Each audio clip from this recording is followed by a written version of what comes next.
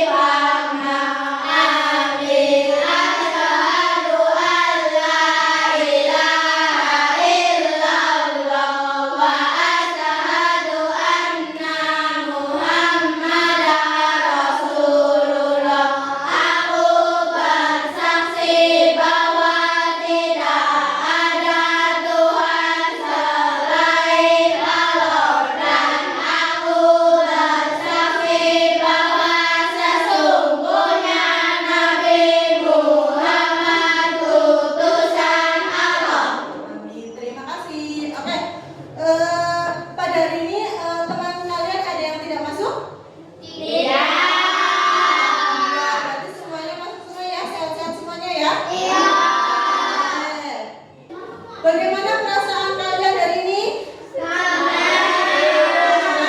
Ada yang sedih? Tidak ada ya? Semangat semuanya? Apakah tadi pagi sudah sarapan? Alhamdulillah. Untuk mengawali kegiatan hari ini supaya kalian lebih semangat lagi, guru ada semangat pagi. Semangat pagi.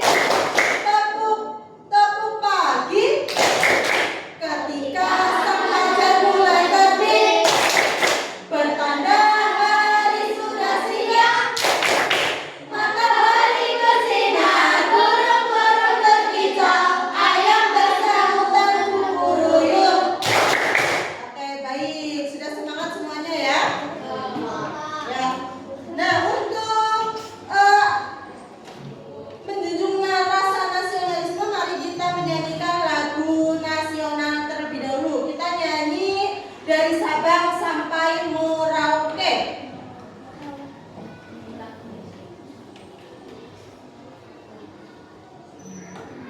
Nah, suaranya belum kedengaran ya? Ulangi. Yang nyanyi bareng.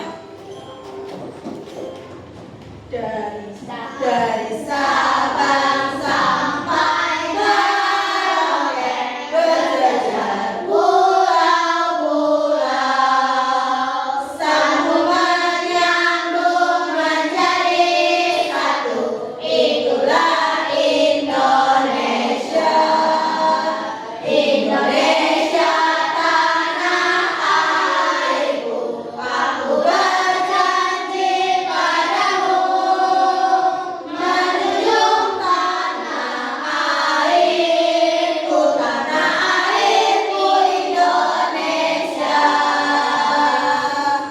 Oke, terima kasih. Baik. Oh ya, pada pertemuan lalu kita sudah belajar tentang kecerdasan artifisial di teknologi modern ya. Kemarin guru sudah menjelaskan tentang mesin cuci ya. Mesin cuci itu merupakan salah satu teknologi modern. Jadi salah satu contoh kecerdasan artifisial. Ya. Di sini guru memiliki sebuah pertanyaan ya. Apa yang kamu lakukan saat membuat mie instan? Apakah kalian ketika membuat mie instan itu langsung membuatnya atau ada urutan langkahnya?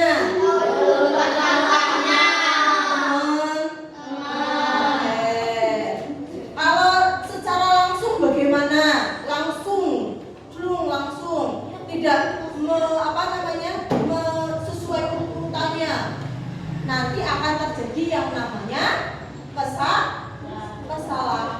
Jadi kalau kita melakukan sesuatu itu harus urut-urutan. Oke, pada hari ini kita akan belajar ya tentang konsep berpikir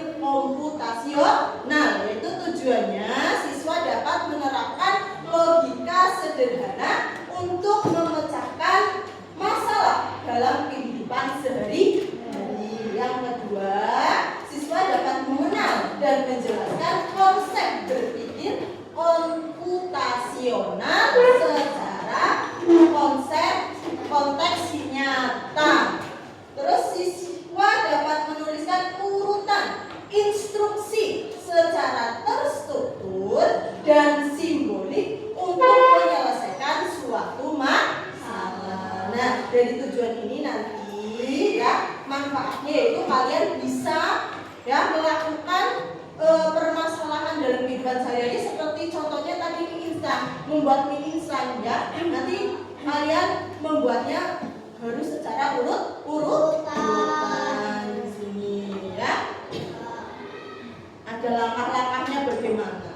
Nah, pada pembelajaran hari ini ada 3 poin yang akan kita pelajari. Yang pertama yaitu pemecahan masalah sehari-hari dengan logika.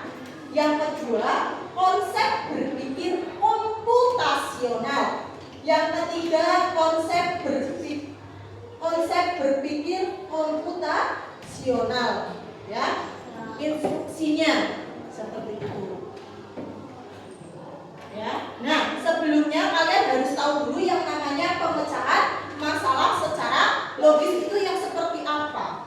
Pemecahan masalah yang secara logis itu diartikan sebagai proses untuk mencari solusi dari suatu masalah ya, yang menggunakan urutan langkah yang masuk akal ya, berpikirnya harus runtut dan juga menggunakan aturan-aturan yang logis ya, yang nyata seperti itu namanya pemecahan masalah secara logis. Nah, seperti apa konsep dari berpikir komputasional itu?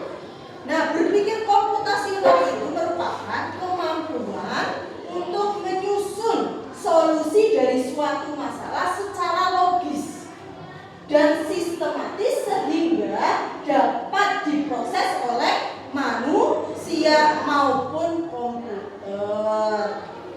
Ya, itu namanya berpikir komputasional. Jadi tersebut seperti komputer diperintah, ada urutannya. Ya. Nah, keterkaitan hubungan antara berpikir komputasional dengan berpikir kritis itu tidak bisa dipisahkan. Ya, karena prinsip-prinsip yang ada di dalam berpikir komputasional itu akan membangun cara untuk berpikir sehingga membantu ya seseorang itu dapat menyelesaikan suatu masalah dengan logis dan juga efektif. Ya, jadi logis dan efektif itu urutannya sistematis. Nah, prinsip dari berpikir komputasional itu ada 4. Yang pertama dekomposisi. Dekomposisi itu merupakan pemecahan masalah ya yang besar nanti akan dibagi-bagi menjadi bagian-bagian yang lebih kecil sehingga jadi terperinci. Ya. Contohnya pembagian tugas piket yang tadinya kan kelompoknya besar terus dibagi-bagi Senin kelompok 1, kelompok 2 kan jadi kecil-kecil. Terus merencanakan pesta ulang tahun. Pesta ulang tahun itu kan besar, ya kan masalah besar. Dan nanti ada di pembagian tugas kan jadi yang kedua pengenalan pola. Pengenalan pola itu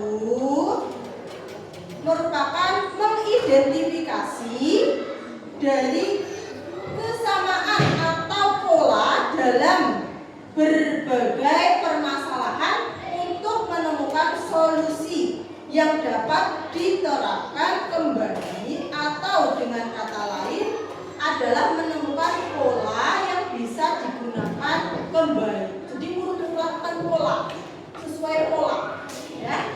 Polanya kalau berulang ya contohnya menyiapkan buku sesuai jadwalnya Senin apa itu kan diurut-urutakan ya kan, Selasa apa, Rabu apa, Kamis apa, Jumat apa, Sabtu apa, nanti di minggu depan sama kan. Nah itu namanya berulang sesuai polanya. Senin ya pada baik maning jadwalnya kan seperti itu. Paham? Nah, itu pengenalan pola. Yang ketiga yaitu algoritma. Algoritma itu berpikir ya dengan menyusun langkah-langkah instruksi. Ya, langkah-langkah instruksi ataupun prosedur yang sistematis sistematis untuk menyelesaikan suatu masalah tertentu. Jadi ada suatu masalah itu diselesaikan dengan urutan langkah-langkah. Itu namanya algoritma. Nah, contohnya langkah dalam membuat mie instan tadi. Kan ada langkah-langkahnya. Pertama, apa? Menyiapkan bahannya, yaitu mie. Ditambahi ada telur, berarti ada air untuk merebusnya, ya kan? Alatnya apa? Panci, ya kan? Terus caranya bagaimana? Setelah menyiapkan, airnya dimasukkan ke panci, terus disukapkan ke atas kompor, dan itu diceklekakan, airnya menyala, terus airnya mendidih, dimasukkan minyak, dimasukkan telurnya, tunggu sampai matang, dimasukkan bumbunya. Setelah matang, disajikan di dalam piring, siap untuk jadi urut seperti itu. Namanya algoritma. Yang keempat namanya abstraksi. Abstraksi itu adalah menyaring informasi. Informasi masuk, ya, terus nanti disaring. Yang tidak relevan, tidak sesuai, dan hanya mengambil bagian yang penting untuk menyelesaikan masalah, yang kata lain hanya terfokus pada informasi yang dan menyaring detail yang tidak relevan. Jadi informasi itu ada banyak, nanti dipilih-pilih mana yang sesuai seperti itu. Jadi berfokus pada satu masalah yang sesuai, yang relevan. Contohnya, ketika kalian sedang menulis, ya, menulis menggunakan tangan, ya, menggunakan ballpoint. Kamu fokusnya itu adalah menulisnya, bukan pada proses pembuatan ballpointnya. Jadi proses nulisnya fokus, bukan ballpointnya pembuatannya itu. Itu namanya abstraksi. Ya, sampai di sini bagaimana paham untuk prinsip berpikir komputasi? Ada yang ditanyakan? Tidak ada. Baik. Kalau tidak ada, sekarang coba kalian amati. Kelihatan enggak ya? Di sini ada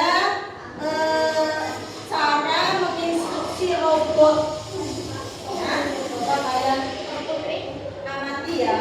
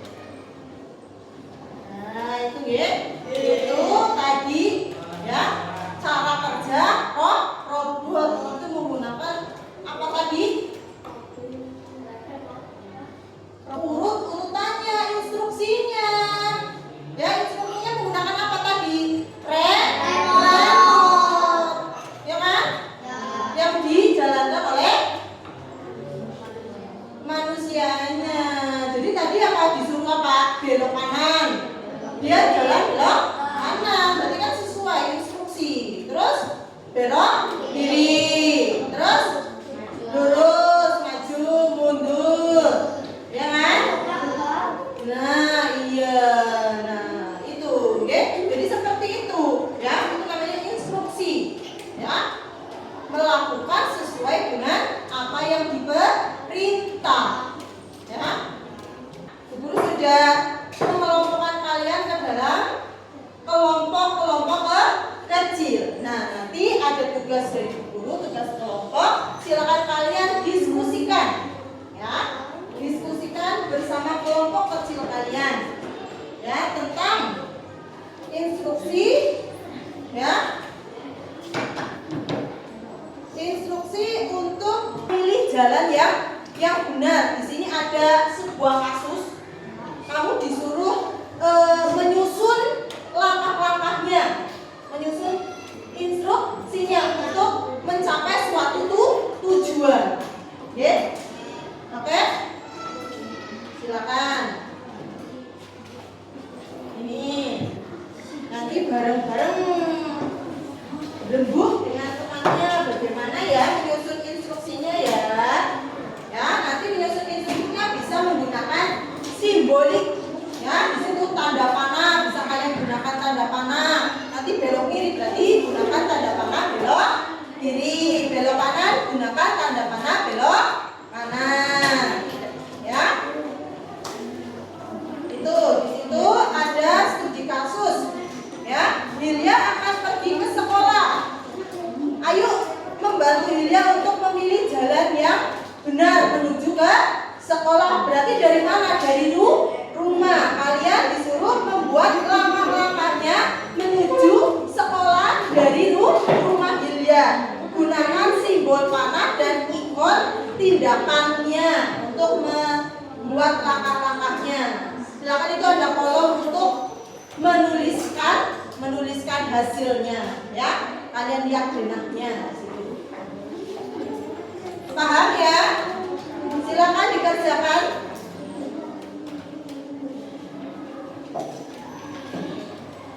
Jangan lupa ditulis nama kelompoknya siapa saja. Bisa ya? Nah, ini ada simbol sebelah sini. Kamu gunakan simbol-simbol ini untuk, ya, untuk menuju ke sekolah dari rumah Yulia. Rumahnya mana? Nah, sekolahnya mana? Nah, kamu dari rumah Yulia berjalan kemana dulu? Gunakan tanda panah ini, taruh ini satu. Berarti dari mana? Awalnya dari mana? Mulainya dari mana? Mulainya dari mana? Dari mana? Nah, iya dong, kan urutan-urutan, langkah-langkah. Iya. Dia mengurutkan instruksinya kali ya, langkah-langkahnya. Pertama, di situ kan studi kasusnya dari rumah ke sekolah. Berarti titik awalnya di mana? Rumah. Berarti di sini nih, instruksinya di sini nih. Iya, dari mana? Instruksinya kan ini dari mana? Dari rumah. Berarti kamu di rumah. Berarti yang pertama nah, terus di rumah kemana jalannya? Kan menjabat ini simbolnya, lihat. Dari rumah menjabat jalannya kemana? Ke depan kan? Ini jalan apa namanya? Jalan bukan namanya, jalan apa? Nah, simbol lurus mana? Nah, taruh di instruksi yang kedua. Seperti itu. Nanti dibelokkan, beloknya kemana? Taruh sini. Terus seperti itu. Iya, itu untuk jalan lurus, untuk belok mana ini? Belok di kiri apa kanan sih? Nah, ya sini berarti keluar rumah ke jalan. Dari jalan kemana? Sana berarti apa jalannya? Nah, berarti maksudnya dari rumah dulu. Dari rumah dulu.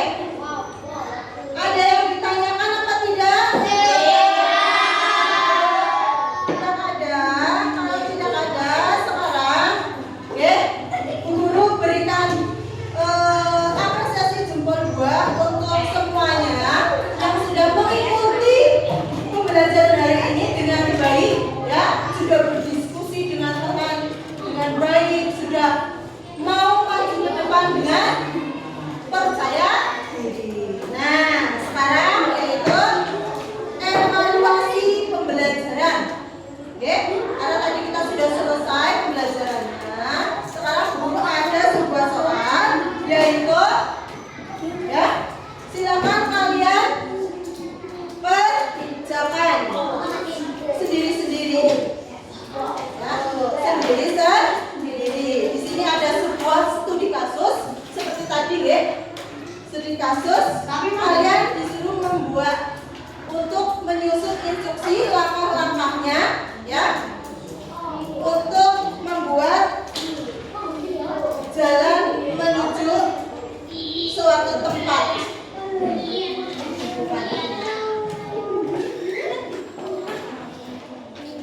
Dikerjakan sendiri-sendiri. Apakah kalian sudah paham atau belum dengan yang apa sudah guru sampaikan? Kalau Aditya Flex.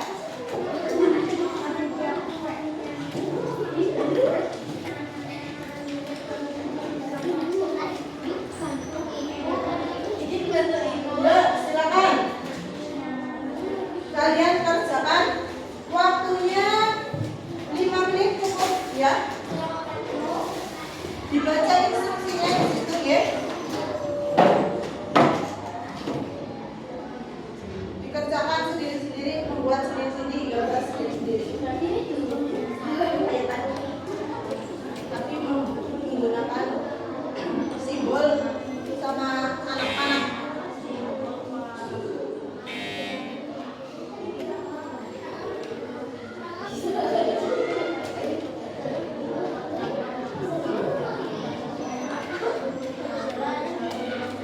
Baca studi kasusnya di situ. Duduk di tempat masing-masing.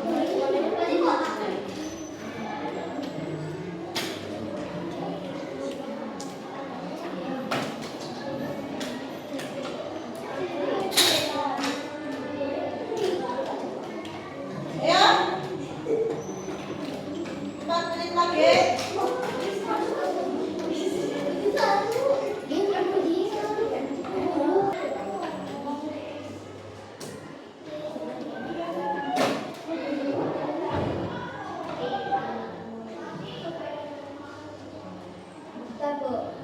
Ya, teman-temannya.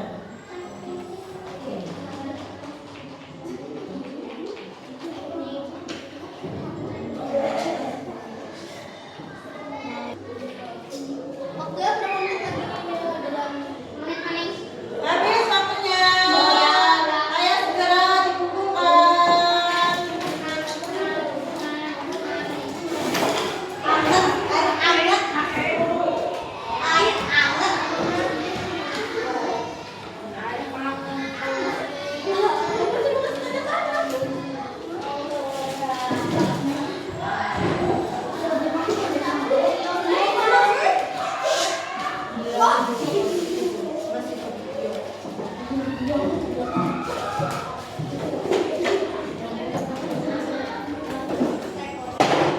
Oke, sudah selesai, ya.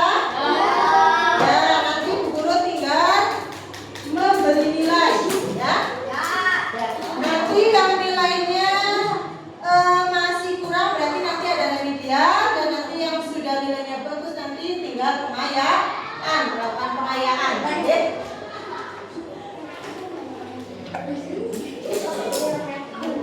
Terima kasih. Oke. Dari pembelajaran hari ini, ya, itu intinya adalah untuk menyelesaikan suatu masalah dalam kehidupan sehari-hari itu penting untuk mengetahui, ya, dan memastikan langkah-langkah yang dilakukan itu harus benar sehingga nanti akan menghasilkan sesuatu yang diharapkan, ya, penyelesaian yang baik, ya, baik itu nanti dalam matematika, baik itu dalam teks prosedur maupun dalam kehidupan sehari-hari lainnya. Jadi urutan itu tidak boleh diabaikan. Bisa terjadi suatu kesalahan, hasilnya tidak sesuai dan